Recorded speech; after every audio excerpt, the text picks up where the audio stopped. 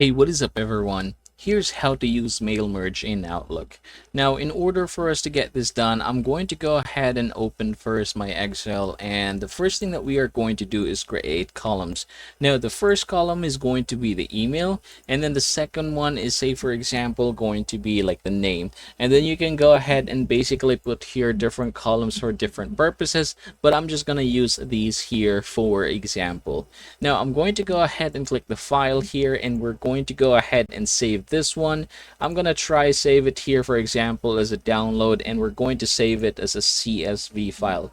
Now saving it as a CSV file is very important. Now I'm going to go ahead and name this one mail merge. Alright, and then we're going to head over to Word, and then in Word what we are going to do is click the mailings here, and then we're going to click start mail merge, and then we're going to choose email messages.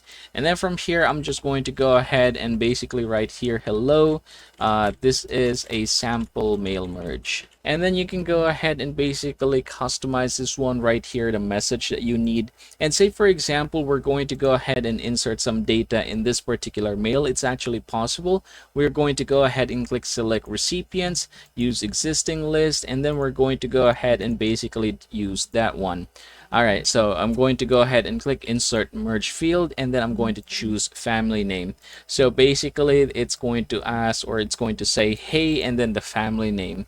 Alright, and say for example you're done with this one, just go ahead and click finish and then send email messages. And then from here you can basically write your subject here. So I'm going to go ahead and write here mail merge, for example, and then fill in the required information. Mail format is going to be HTML, and then I'm going to go ahead and click OK. And yep, that is how you're going to use mail merge in Outlook.